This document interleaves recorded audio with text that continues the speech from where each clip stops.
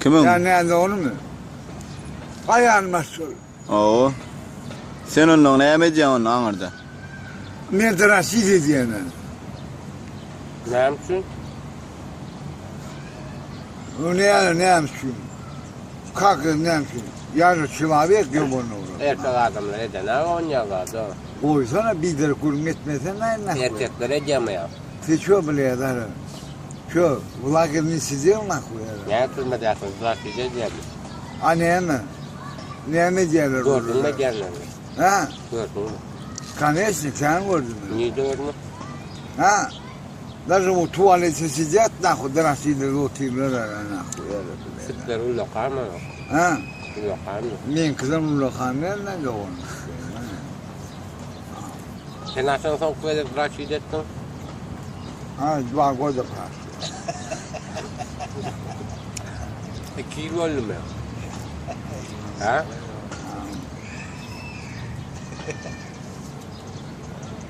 Canından çıkarma bir lazım, ha. Hemmesi böyle ağzım döner. Hayvanıyla ne? Tabii taraftan mağara böyle, yani. Kudan taraf değil mağara böyle. Şu neyeme sebepten edeceksin? Şunu ayt da anne. Sebebini ayt da. Hiçbir yok nahu. Sıkışasın geliyor. Yo neye bir zaman? Kancık yok. Am yok edin sıkayım. Sonra senin ne edin? Ne mi bileceksin? Ondan sonra amın keyfini veriyor musun? Ha? Ay, utabili var diye de o nahu. Ne mi? Neyeme keyif veriyor? Ayt da keyif veriyor. Neyeme keyif veriyor? Ha çok keyifli veriyor. Yo neyeme ayt da neyeme? Gurulu da cevap ver da sen sözüm öyle. Afsan yibanlı yani. Barbos yibanlı. Ne zaman ayda otirne doğunun mal olmasın sen düşünmeler yobanla vurur. Yo neyeme keyif veriyor? Ayt da anne şu keyfini. Çok keyifli veriyor şu. Amın iyi. Eli ne diyor mu? Bir açıp yatsa yalarsın amına sen. Yiyeceğin amına sıkayım nahu. Bırak edeceğin adamlar yalar mı? Brasisko.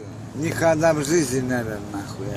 Ne tapavdu? Bilmem. Bırak edeceğin adam. Tapavdu kene. Erkek diye mi özüne sor? Ha?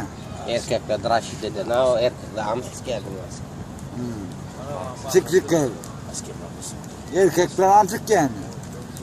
Hani çok erkek korkasını doğunun sıkayım. Lan amcık yani. Menine men. Ha? Fikir atmıyorsa. Böyle kuypluyor da bu. Bırak edeceğin. Ha? Ha o. Bir de adayım yok da. Pulum yok hani. Pul ver doğunun sıkayım. Değil mi? Oo dön.